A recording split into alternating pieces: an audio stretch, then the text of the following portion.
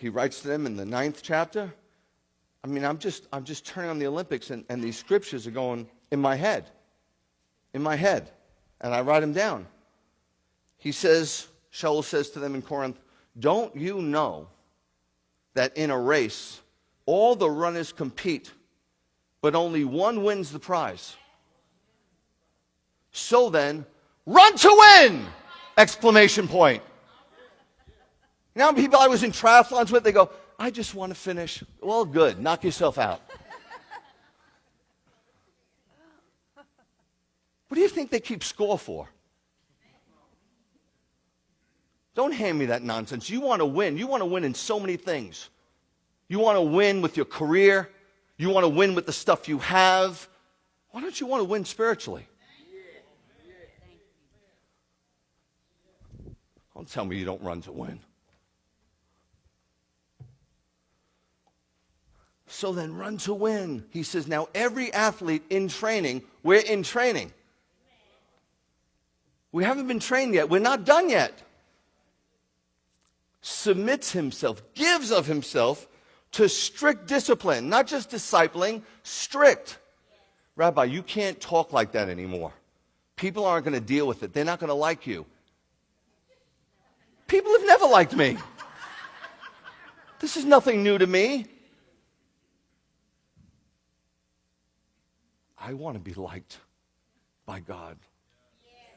I don't want God just to love me. I want him to like me.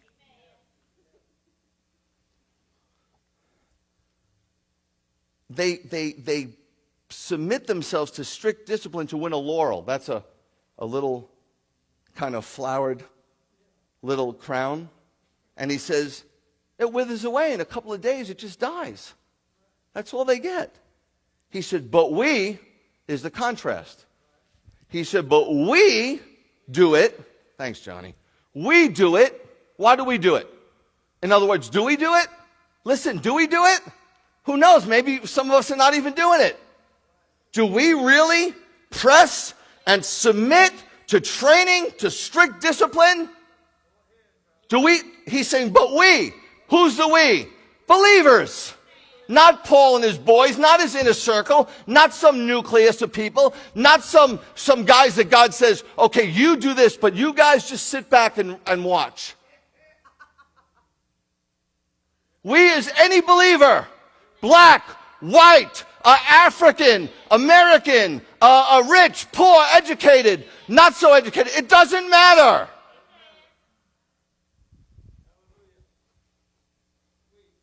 We do it to get a crown, not some laurel wreath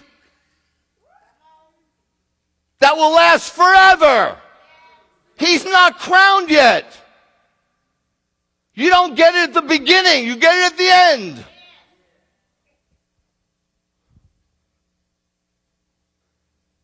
And because of that, accordingly is fancy, and because of that, I don't run aimlessly. I'm not just like running like a chicken without a head. I'm not like running all the way like an idiot. You know, somebody yells fire and, you're just running all over the place. It's not aimless. It's purposed. I'm on a definite course. I'm looking at the goal. I don't run aimlessly, but straight for the finish line. The shortest distance between 2 points is a straight line. And he's not going to go under the hurdle. He's not going to go over the hurdle. He's going to go right through the hurdle. I don't shadow box.